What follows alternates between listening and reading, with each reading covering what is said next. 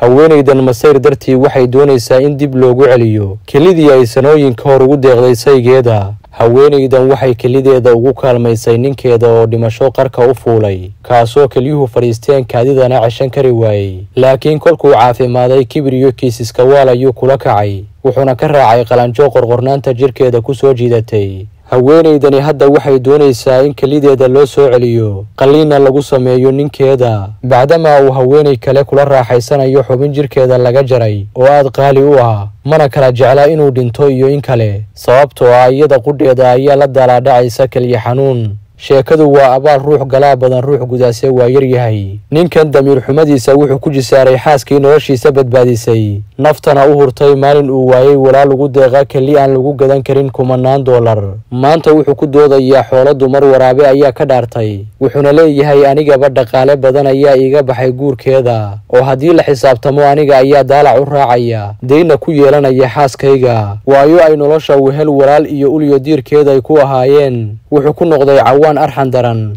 1 iyo 2 toonna maaha inta raaliya dumaroo saygeeda daryeeli jirtay, duruufo adagna kala soo dabaalatay, haddana laga dal doorsaday laguna daadiyey markii danihii laga lahaa laga gaaray. ninkan abaallaawaha wuxuu cidlo uga dhaqaaqay haweenaydii noloshiisa badbaadisay, wuxuuna ku qiyaamay boholyow caashaq iyo jeceyl aan xad lahayn, iyadoo la daalaadhacaysa kelyo xanuunka iyo korinta carruurtiisa. waana midda qoomamo iyo ciil darteedii linta uga qubanayso, maadaama ninkii ay naashnaashatay naftana u hurtay uu ka raacay haweenay kale. fadlan like saar muuqaalkan, haddaad noo sheergaraysana waxaan goyn doonaa malaayiin mayl. mahadsanid. haweenaydan masayr dartii waxay doonaysaa in dib loogu celiyo kelidii ay sanooyinka hor ugu deeqday saygeeda. haweenaydan u dhalatay waddanka Turkiga oo lagu magacaabo Mafis Erdogan ayaa warbaahinta caalamka iyo baraha bulshada qabsatay kolkii saygeeda ay ka dalbatay inuu u soo celiyo keli ay hadda ka hor ugu deeqday, isagoo cusbitaal ku jiray aadna u xanuusnaa. lamaanahan oo jeceyl xididaystay uu ka dhexeeyey ayaa aqalgalay sanadii 2006, waxaana dhacday dhowr sano kadib inuu xanuustay sayga haweenaydan, kaasoo ay fadhiisteen labada keliyood, qarkana dhimasho u fuulay.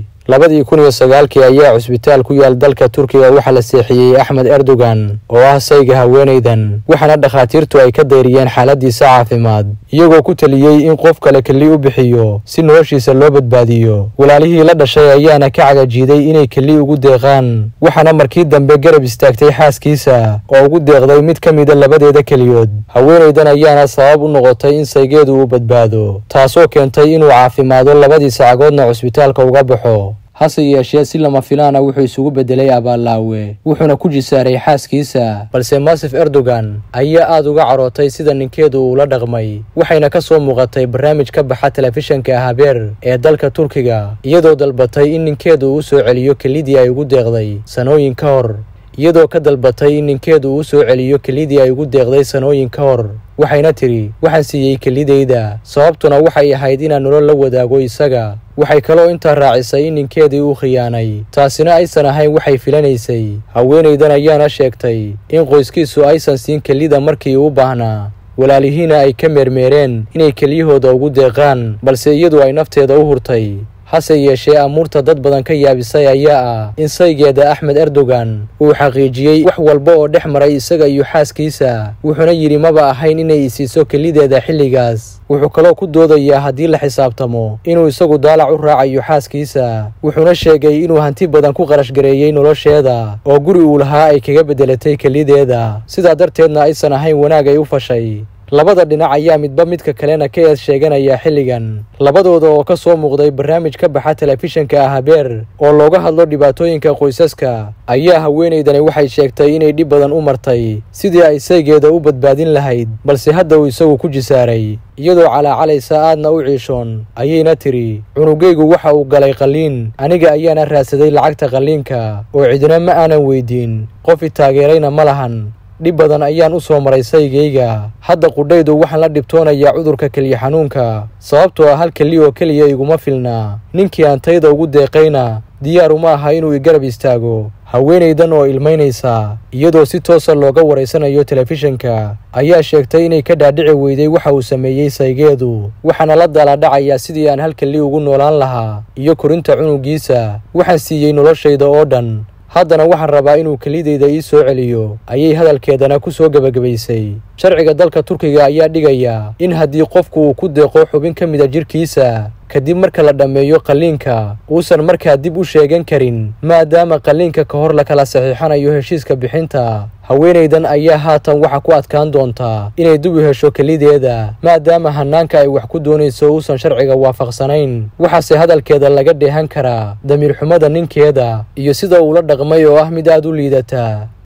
u gaara qurbo joogta Soomaaliyeed gaar ahaan kuwa qaata cayrta aan ku filayn ama kuwa mushaharkoodu uusan kaafin karin qoysaskooda kala jooga dalka hooyo iyo qurbaha. mudanayaal iyo marwooyin, tani waa fursad ganacsi oo ay idiin soo bandhigayso shirkadda caalamiga ee Forever Living taasoo laga leeyahay waddanka Mareykanka. haddii aad tahay jeeb miskiin aan qurbaha haad ku hayn ama aad tahay taraagle, tani waa fursaddii aad maalqabeenka ku noqon lahayd. waxaana ka shaqaysan kartaan idinkoo jooga guryihiinna ama goobaha shaqada.